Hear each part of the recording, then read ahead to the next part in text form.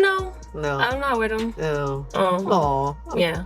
Not by choice, but, I respect him. It's all love. It's not your choice? I wouldn't have chose it, but it was... After all the money, energy, and time Yo Gotti spent trying to win Angela Simmons, people assumed she'd become Memphis royalty and that they'd have a fairy tale ending. So it surprised everyone when Angela announced their breakup and mentioned she was now embracing life as a single woman. To make a decision, but I think there's a certain level of what I can share and would share publicly. You know what I mean? And I can publicly say that I'm not with him anymore. But as far as when news of their breakup came out, people immediately started wondering what went wrong between Angela Simmons and Yo Gotti. Social media was flooded with guesses. Some said Angela had caught him with someone else. Others thought the rumors about him and Glorilla were the reason, suggesting Angela finally had enough of being disrespected. But Angela hinted that the real reason was far more serious than anyone expected. She explained that dating a rapper like Yo Gotti came with its challenges: rumors, public scrutiny, and the possibility of other women. That was part of the lifestyle. What she didn't expect was to get caught up in dangerous street conflicts connected to him. According to Angela, the tension in Memphis had escalated since young Dolph's death, and she began fearing for her safety. She implied that true peace wouldn't return until the police handled the chaos surrounding Yo Gotti and his CMG crew. This left fans wondering, was Angela actually in danger, or was there something else happening behind the scenes? Everyone knew Yo Gotti had chased Angela for years before they got together. He openly expressed his interest in her, rapping about her, praising her in interviews, and making it clear she was the one he wanted. For 6 years, he stayed consistent until early 2023, when Angela finally agreed to date him. Once they made it official, fans went crazy. Their connection seemed real, and they appeared inseparable. Yo Gotti showered her with designer bags, luxury trips, and extravagant gifts. He even formed a bond with her son, which made people believe he was serious about building a family. Angela also shared that she saw him as the one and hoped to marry him someday. It looked like Yo Gotti had finally found his queen, and fans thought they'd be together long-term. But the fairy tale ended far sooner than anyone expected. Just months later, Angela confirmed on the Angie Martinez podcast that they had split. She didn't reveal all the details, but made it clear that ending things wasn't her first choice.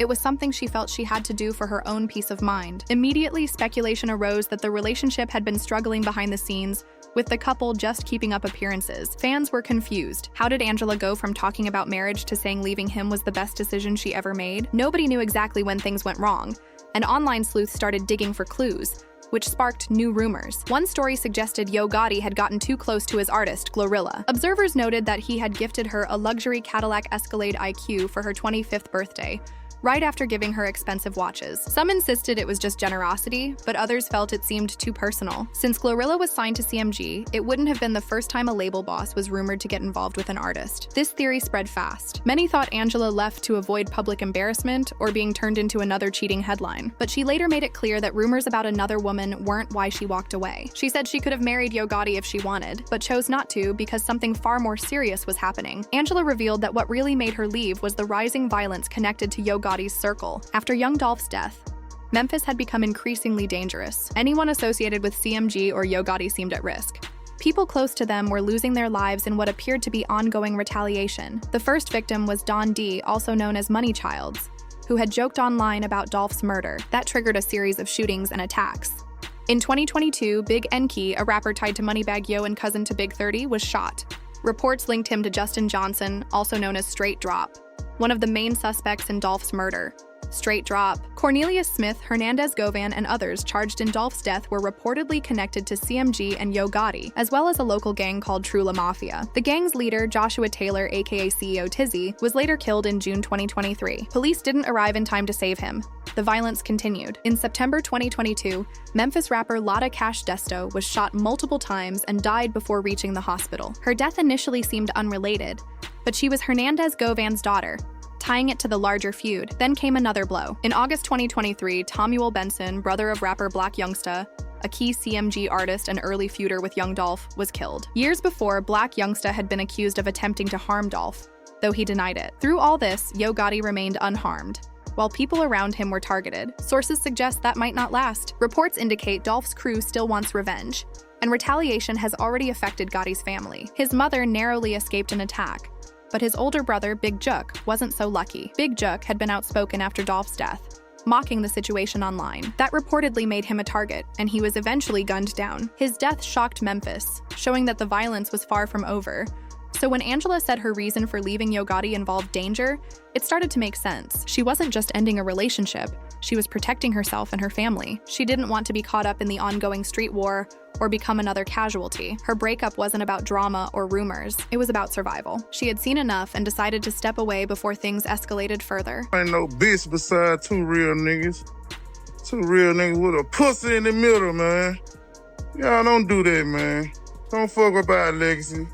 So pussy right here, y'all. Reports later suggested that Big Jook had allegedly placed a $100,000 bounty on young Dolph's head, giving people a reason to target him. That claim alone fueled Dolph's crew to retaliate. In January 2024, Big Jook was shot and killed while attending his uncle's funeral. No arrests have been made in connection with his murder. Many felt that with his death, the cycle of violence had come full circle, and those loyal to young Dolph could finally feel some sense of closure. The retaliation after Dolph's death was unlike anything Memphis had seen before. Over 3 years, the city endured a wave of shootings and killings, all linked to the feud between two major figures in Memphis rap, Yo Gotti and young Dolph. What made it even more tragic, according to many in the community, was that much of the conflict could have been avoided.